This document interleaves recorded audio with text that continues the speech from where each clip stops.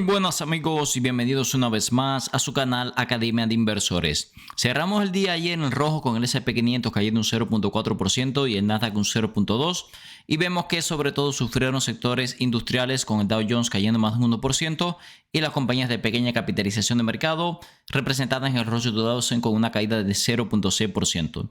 Vamos a echarle un vistazo a varias compañías que componen el Dow Jones, sobre todo compañías industriales como UPS y FedEx, brutal caída alrededor del 10% en ambas compañías. Vamos a ver cómo quedaron los múltiplos. Por supuesto, vamos a revisar reportes de ganancia, Palantir, Duolingo, On Holding, Pinterest, muchas compañías importantes reportando. Y también vamos a ver par de compañías de consumo cíclico que cada vez se ven más interesantes y podrían ser oportunidades de inversión desde los precios actuales. En todas estas compañías vamos a hacer análisis técnico fundamental, viendo dónde está el fair value o valor intrínseco, evaluaciones actuales, expectativa de crecimiento para los próximos 5 años y las zonas de compra desde el punto de vista técnico, y en las que tuvieron un reporte de ganancia. Por supuesto, vamos a estar mirando este reporte. Sin más, vamos a comenzar. Antes de pasar al análisis de las acciones, quiero comentarle algunas cosas relacionadas con el mercado en general. Fíjense en el mapa de calor del S&P 500 que tuvimos algunos sectores subiendo, como el sector de software. Sorprende porque había sido un sector bastante débil últimamente. Oracle casi 5% al alza, Salesforce otro día más subiendo, Intuit subiendo casi un 2%. Sin embargo, también tuvimos otros sectores un poco más golpeados, sobre todo sectores un poco más defensivos. Pepsi casi 2% a la baja, Procter & Gamble más de 2%. Así que bueno, estamos viendo cierta rotación de compañías más defensivas al sector de software. También me llamó la atención las subidas que tuvieron las compañías de chips, especialmente Micron 6% al alza, Western Digital Corporation más de 2%, Seagate Technology también estuvo subiendo, SanDisk y algunas de estas marcaron nuevos máximos históricos. Si nos vamos por acá al S&P 500, testeamos la media móvil de 8 periodos para seguir subiendo. Muy fuerte la tendencia alcista del S&P 500, y bien en el caso del Nasdaq ni siquiera nos hemos acercado a la media móvil de 8 periodos. En ambos índices, desde los mínimos de marzo-abril, no hemos vuelto a perder la media móvil de 8 periodos, lo cual por supuesto nos marca una tendencia muy fuerte al alza, por lo menos en el corto plazo. Empezamos con el reporte de ganancia más importante de la sesión, que sin duda fue Palantir. A pesar de tener un reporte de ganancia muy bueno, fíjense cómo las acciones están cayendo casi un 3%. Vamos a ver el reporte de ganancia, luego los múltiplos y después les voy a dar mi opinión sobre cómo está la compañía en estos momentos. Tuvo un doble beat, es decir, superó la expectativa en ingresos y ganancias por acción para el trimestre que acaba de finalizar. Vean que los ingresos crecieron casi un 85% año sobre año. Así que bueno, realmente fue un trimestre muy bueno. Su sector comercial creció un 133% año sobre año y su sector relacionado con contratos del gobierno un 84% año sobre año. Antiguamente el sector de gobierno era su rango más fuerte, era el sector más fuerte de la compañía. Sin embargo, fíjense cómo el sector comercial poco a poco ha ido ganando un peso. Todavía está un poco por debajo de los contratos del gobierno, pero bueno, es algo que le pedíamos en el pasado a Palantir, que se diversificara más allá del gobierno. Cosa interesante también, vean por acá cómo sus ingresos por parte del gobierno se aceleraron con respecto a trimestres anteriores.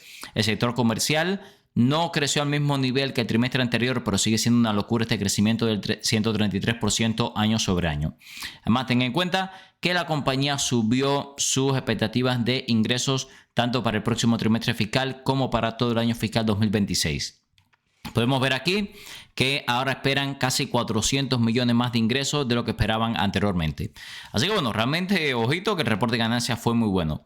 Cosa interesante también que nos dijeron, la compañía sigue generando ganancias por acción, que era un problema que tenías hace poco Palantir, no generaba ganancias por acción, ya lo está haciendo.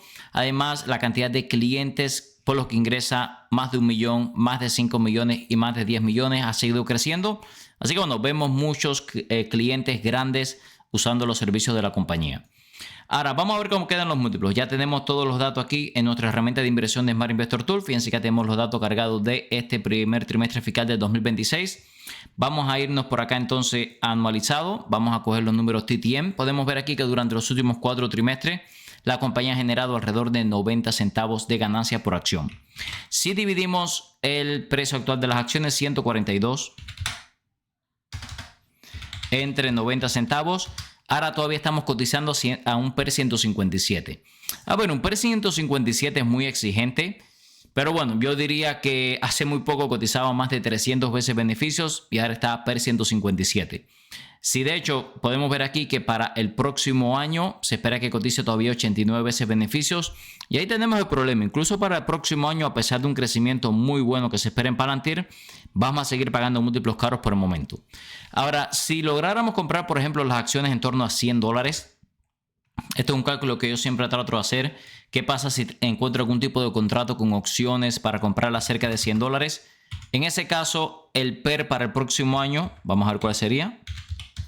Estaríamos comprando alrededor de 60 veces beneficios, que con una compañía creciendo a más del 40% tal vez podría tener sentido, ¿ok? De hecho, podemos calcular por aquí cuál sería el PER futuro que deberíamos pagar si queremos obtener alrededor de un 10% de rendimiento. Por ejemplo, si pagamos 40 veces beneficios, el rendimiento sigue quedando al 7%, bajo. Si pagamos 50 veces beneficios futuros, ahí sí ya se nos iría por encima del 10%. A ver, esto lo que me dice es que aún tenemos que asumir mucho crecimiento en la compañía. Va a tener que crecer a un ritmo muy alto, a más del 40% anual, para justificar los múltiplos actuales. Por eso, bueno, siempre he tratado de comprar las acciones por debajo de $100, buscar contratos de opciones, algo por el estilo. A mí me da la impresión de que perfectamente podemos ir a visitar de regreso zonas por debajo de los $130. Ahí fueron los mínimos anteriores. Y ahí, bueno, podríamos hacer ese tipo de operaciones que le comentaba con opciones o incluso comprar algunas acciones para abrir una posición. Pero por el momento, a pesar de un reporte de ganancia muy bueno, sigo viendo la acción bastante cara. Continuamos con las acciones de Duolingo desplomándose más de un 13% a pesar de que el reporte de ganancia superó la expectativa de los analistas. Podemos ver aquí que las ganancias por acción midieron 14 centavos mejor de lo esperado. Este es un 16% por encima y también los ingresos volvieron a crecer muy sólidamente por encima del 20%, superando también las expectativas de los analistas. También la cantidad de usuarios diarios activos creció un 21% año sobre año a más de 56 millones. Y también, bueno, algunas otras métricas claves como los bookings, las reservas, aumentaron a un ritmo bastante sólido. Es verdad que el ritmo de crecimiento no es el que tenía hace poco, pero bueno, es normal cuando las compañías van creciendo que el ritmo de crecimiento decrezca un poco. Podemos ver aquí algo que me sorprendió de Duolingo. Es que en un primer momento las acciones estaban subiendo, pero luego han tenido un desplome brutal. Esta es una compañía que todavía es bastante pequeña dentro del sector tecnológico, apenas 5 billones. Hay algunas cosas interesantes. En primer lugar, ya los múltiplos no están tan caros como lo que pagamos más hace poco. Estamos hablando de descuentos entre el 60 y el 90% comparado con sus promedios históricos.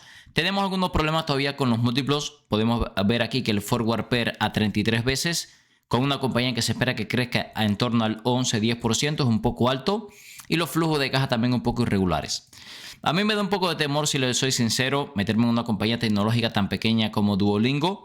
Podemos ver por otra parte que la tendencia no ha dejado de ser bajista. No hemos logrado recuperar la media móvil de 200 periodos.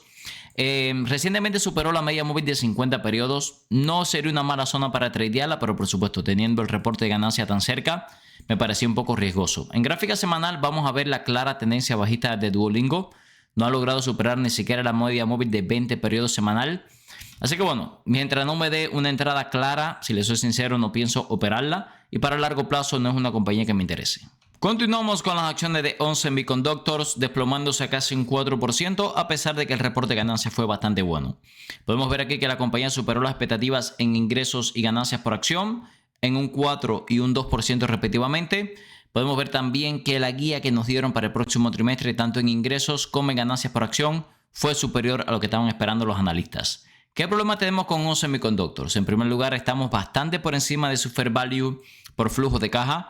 Es una compañía que se ha disparado en apenas par de meses. Vamos a verlo en la gráfica, una verdadera locura.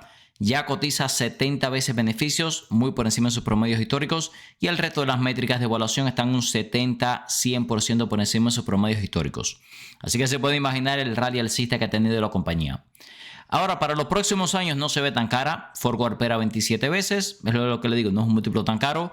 Estamos asumiendo mucho crecimiento en estos múltiplos futuros. Tengan en cuenta que esta es una compañía bastante cíclica. Vean 2023, 24, 25 con ingresos cayendo. También en verdad que yo diría que es bastante razonable que generen estas ganancias por acción. ¿Por qué? Porque ya lo hizo en el pasado. Así que bueno, yo diría que si la logramos comprar en una zona técnica, yo diría positiva, puede dar buen retorno, pero sinceramente vean dónde estamos ahora en la gráfica. Una locura el rally alcista que hemos tenido desde este toque a la media móvil de 200 periodos, muy buena zona de compra, hasta los máximos recientes, un 90% de subida. Además, bien el nivel de sobrecompra extremo que tenemos, yo diría que en algún momento vamos a tener que regresar a la media móvil de 200 periodos y tal vez ahí podríamos tener una entrada técnica excelente como esta que tuvimos en marzo. Si quieren llevar su trading inversiones al siguiente nivel, los invito a que se unan a nuestra comunidad Academia de Inversores. Aquí va a poder encontrar todas las compras y ventas que hacemos en los portafolios. Compartimos los portafolios toda la semana. Tenemos un servidor Discord con miles de inversores hablando de bolsa todos los días. Directo diario para miembros. Tenemos los cursos de análisis técnico, fundamental, opciones financieras, temas generales de bolsa. Compartimos artículos, libros, presentaciones. Tenemos indicadores técnicos de TradingView exclusivos para la comunidad y muchísimo más. Va a poder encontrar el link tanto en la descripción de este video como en el comentario destacado. Continuamos con las acciones de Pinterest, esta red social de 14 billones de capitalización de mercado y subiendo más de un 15% luego de un resultado de ganancia bastante sólido. La compañía superó ampliamente las expectativas de los analistas en ingresos y ganancias por acción. De hecho, los ingresos crecieron a un ritmo del 17% anual, muy bueno. Y también podemos ver que los ingresos también crecieron un 18% si tomamos en cuenta el cambio de moneda. También hay que decir que la cantidad de usuarios activos mensuales de sus suscriptores a lo largo y ancho de todo el mundo crecieron un 11% y la guía que nos dieron para el segundo trimestre fue bastante sólida también, con un crecimiento esperado del 14 al 16% en esos ingresos. Así que bueno, la verdad que fue muy buen reporte de ganancia. Algo que me llama la atención es que la cantidad de usuarios activos globales han seguido creciendo a un ritmo de más del 10% desde el 2023. Esto es un ritmo de crecimiento que, por ejemplo, Facebook no tiene. Así que bueno, bastante bien. Vemos que también la cantidad de ingresos que generan por usuarios activos ha seguido creciendo. Así que no podemos decir que la compañía no tiene crecimiento. La pregunta que siempre le hago cuando tenemos los reportes de ganancias de Pinterest, ¿quién usa esta red social? No conozco absolutamente a nadie que la use. A ver, vamos a seguir viendo los números. Vemos aquí que es una acción que tiene algunos múltiplos algo caro. El PER está 40 veces. El ratio precio-flujo de caja 10 veces no se ve mal. Cotiza 3 veces ventas cuando está creciendo por encima del 10%. Tampoco se ve mal este múltiplo. El forward PER a 19 tampoco está tan caro. Así que bueno, realmente si miramos los números de la compañía no se ven mal. Yo diría que cuando la comparamos con Snapchat tenemos un caso muy similar. Hay un riesgo sin duda fuerte de invertir en este tipo de compañías, pero los fundamentales no se ven nada mal. Podríamos añadir que estamos en una zona técnica razonable de compra. Vean, cada vez que hemos tenido estas grandes caídas por debajo de la media móvil de 200 periodos, la compañía ha dado muy buen retorno en los próximos meses.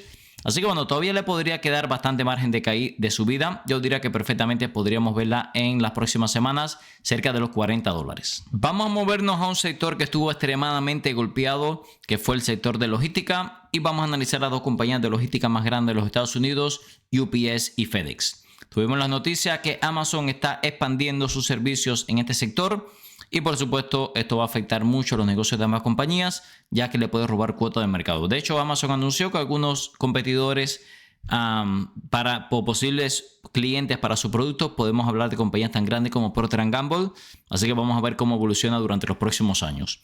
Este es un sector que además venía relativamente golpeado, lo vamos a ver sobre todo en la gráfica de UPS, y hemos aprovechado estas caídas para comprar. También en un momento, cuando analicemos las dos compañías por separado, vamos a hacer una comparación a ver cuál me parece que está más interesante a los múltiplos actuales.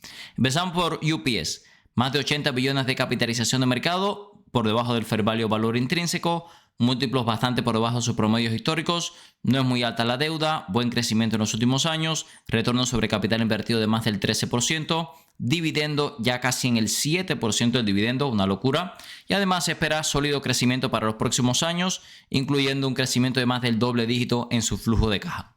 Así que bueno, a simple vista no se ve nada mal los fundamentales de UPS. También hay que decir que con estas caídas estamos rompiendo nuevamente a la baja la media móvil de 200 periodos, aunque vean que tanto el RSI como el MACD me dicen que podemos tener más margen de caída. La próxima zona importante de soporte que tenemos son los $94. Aquí aguantó bastante bien en la caída reciente de la bolsa en marzo. Vamos a movernos ahora a FedEx. FedEx, su principal competidor. FedEx ya años atrás sacó a Amazon como uno de sus proveedores de paquetería para enviar. Los márgenes eran muy bajos. Recientemente UPS estuvo haciendo lo mismo.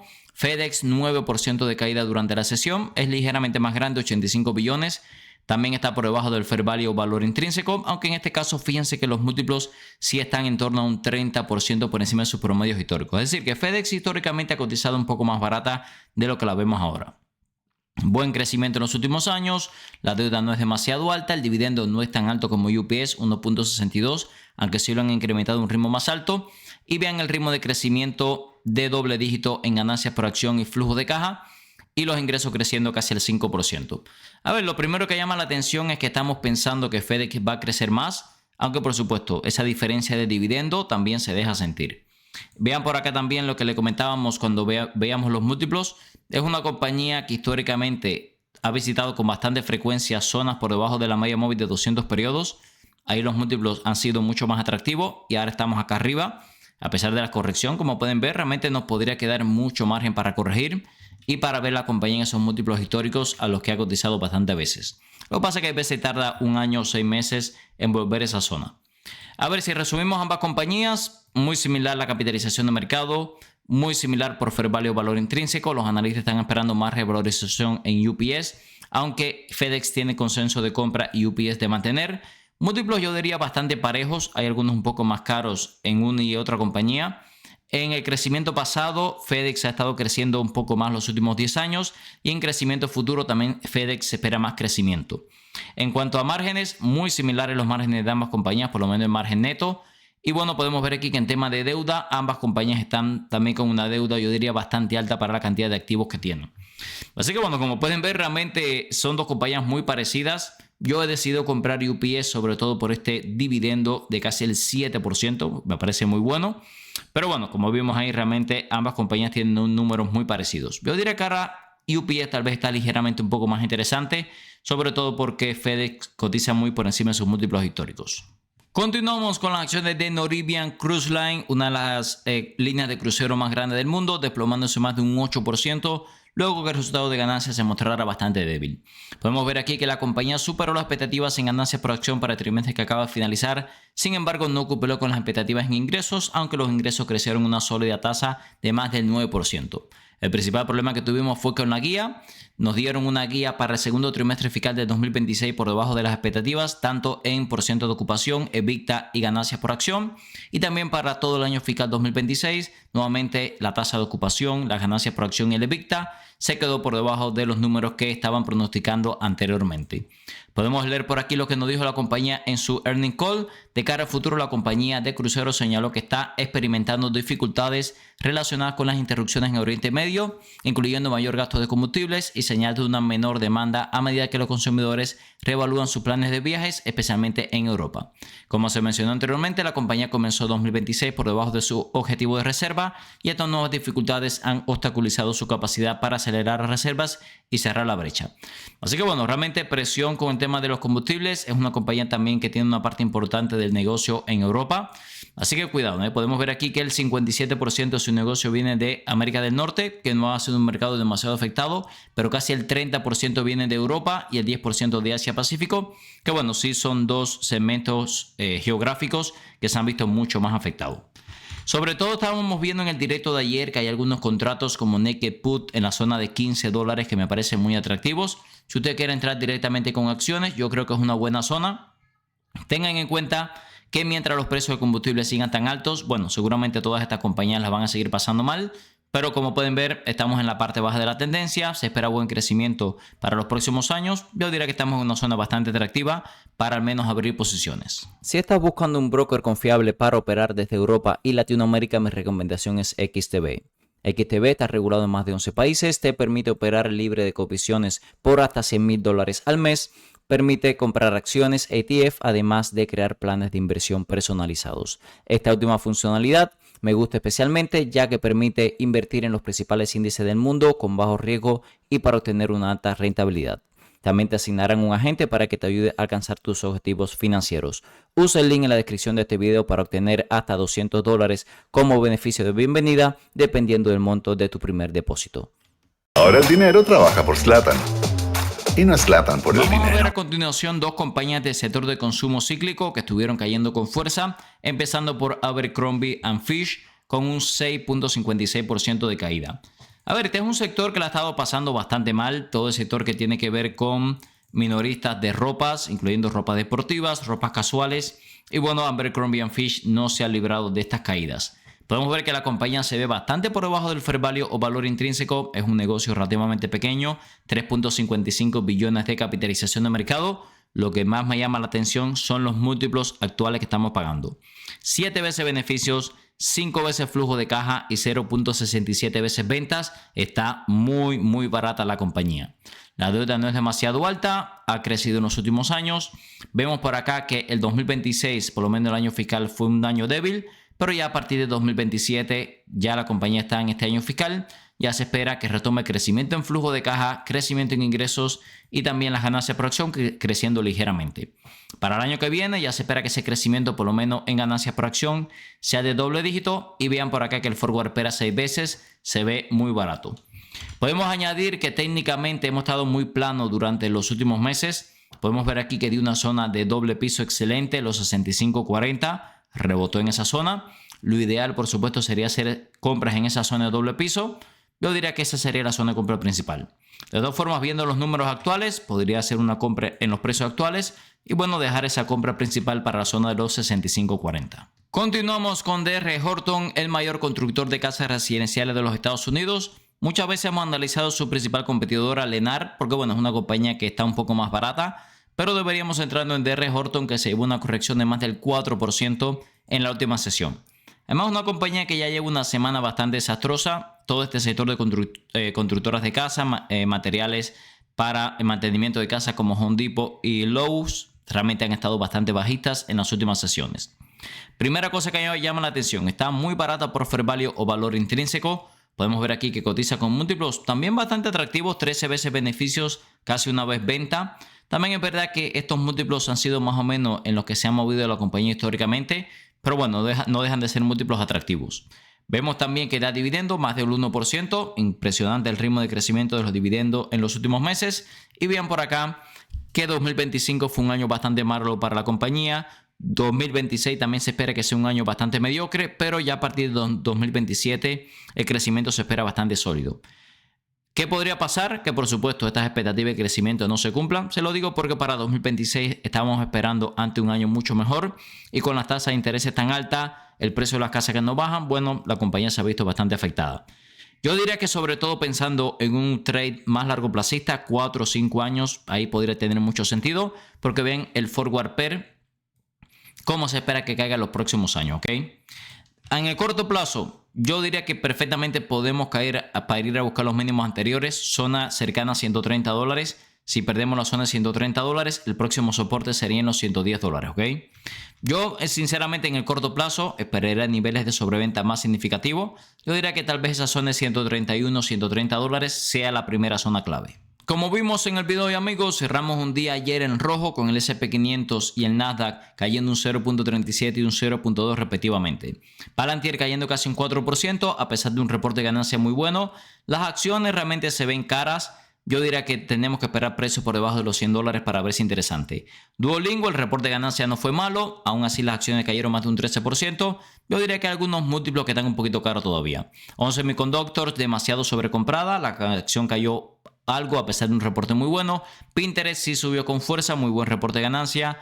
UPS y FedEx cayendo con fuerza luego que Amazon entrara en sus negocios. Creo que sobre todo UPS se ve interesante. Noridian, reporte de ganancia muy débil. Yo diría que está en una zona interesante de compra, pero no para corto plazo. Y por último, dos compañías de consumo cíclico, Abercrombie y D.R. Horton, que no me parece a malos precios. Recuerden que todo este contenido es con fines educativos, ya que yo no soy un asesor financiero. Si les gusta el contenido de nuestro canal, se puede suscribir ahora mismo, activar las notificaciones para no perderse ningún video nuevo. Nos puede dejar un comentario, respondemos 100% de los mismos y un like que nos ayuda a seguir creciendo. En la descripción de cada uno de los videos del canal, siempre les dejo el primer enlace en nuestra herramienta de inversión Smart Investor Tool, que utilizamos hoy para análisis fundamental, y en el segundo enlace nuestra plataforma para la comunidad de Academia de Inversores, donde compartimos las compra y venta para los portafolios, los cursos de análisis técnico fundamental, opciones financieras, servidor Discord con miles de inversores hablando de bolsa todos los días, directos diarios, artículos, libros, presentaciones, indicadores técnicos de TradingView y muchísimo más. Muchas gracias y nos vemos en el próximo video.